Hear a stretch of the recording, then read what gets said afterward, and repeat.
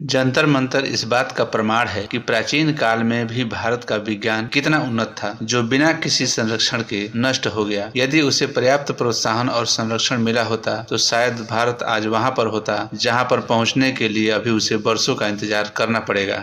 नई दिल्ली स्थित प्राचीन वेधशाला जंतर मंतर कनॉट पैलेस से संसद भवन जाते हुए रास्ते में इसे जयपुर के राजा सवाई जय सिंह ने 1724 ईस्वी में मुगलों के सहयोग से बनवाया था। नई दिल्ली स्थित वेधशाला ही जंतर मंतर के नाम से जानी जाती है। जंतर मंतर संस्कृत शब्द का अपभ्रंश है जिसका अर्थ होता है उपकरण और सूत्र। दिल्ली की वेधशाला सूर्य घड़ी के नाम से जानी जाती है। यह 6 बराबर स्तंभों में बटी हुई है जो कि एक दूसरे के समरूप है। यहाँ पर बैठकर खगोल विज्ञानी नक्षत्रों की गतियों का अध्ययन करते थे। नक्षत्रों की गति के अतिरिक्त जंतर मंतर में एक सूर्य की घड़ी लगी हुई थी जिससे सूर्य की स्थिति की जानकारी प्राप्त होती थी। इस यंत्र का आविष्कार जय सिंह ने ही किया था, इसलिए जंतर मंतर को सूर्य की घड़ी के नाम से भी जाना जाता है। यह एक खगोलीय वेधशाला है। यह इमारत प्राचीन भारत की वैज्ञानिक उन्नति की मिसाल है।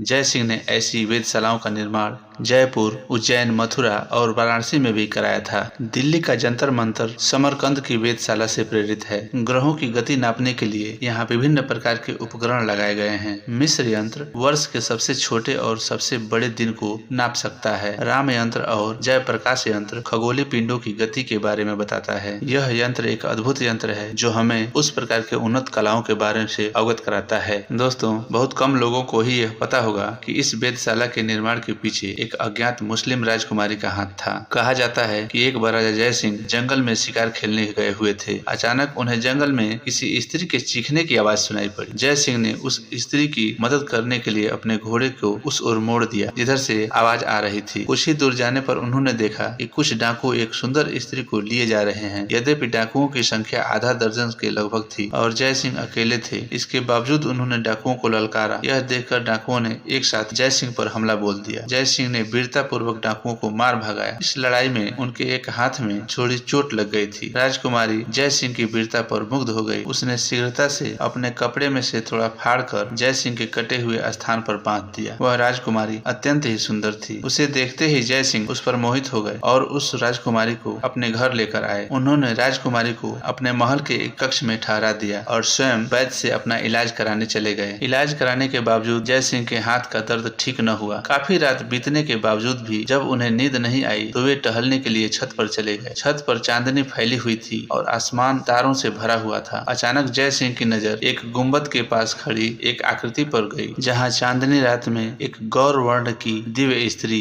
वहाँ टहल रही थी। उसके गौर वर्ण और सुंदरता देखते ही बनती थी। राजा जय सिंह को लगा यह कोई परी है जो आधी रात को गुम्बद के पास टहल रही है। कुछ ही देर में धीरे धीरे उनके महल के छत पर उतर आई। राजा जय सिंह मन ही मन सोच रहे थे, चलो आज देखा जाए परी कैसे होती है। वे दबे पांव चलते हुए उस युवती के पास पहुँचे और उसे दोनों हाथों से कसकर पकड़ लिया। इस प्रकार पकड़े जाने से वह युवती एकदम से चौंक गई और उसने पलटकर पीछे देखा। वह युवती और कोई नहीं थी, वही राजकुमारी थी जिसे जय सिंह ने दिन में डाकुओं से बचाया था। जैसे ही उसने जय सिंह को देखा एकदम शर्म से अपना मुंह छिपा लिया। राजा जय सिंह डरते डरते अपनी सारी बात उस युवती को बता दी। यह सुनकर वह दोनों हंसने लगे और आपस में बातें करने लगे। उबड़ खाबड़ पहाड़ियों पर बने उस आमेर के किले का दृश्य बहुत अच्छा लग रहा था। पहाड़ियों पेड़ पौधों से होती हुई बात चांद तारों तक जा पहुंची और अचानक राजकुमारी पूछ बैठी, क्या आपको मालूम है कि ये चांद तारे यहाँ से कितनी दूर हैं? इसका उत्तर तो जय सिंह को वाकई में नहीं मालूम था। अतः वे राजकुमारी के सामने लज्जित हो गए। अगले दिन राजकुमारी के जाने का इंतजाम हो गया और वह जय सिंह को धन्यवाद कहकर अपने घर के लिए चल दी। इसके लिए उन्होंने तरह तरह की पुस्तकों का अध्ययन किया और खगोल विज्ञान के विद्वानों से विचार विमर्श किया ताकि वह पता लगा सकें कि धरती और चांद तारों के बीच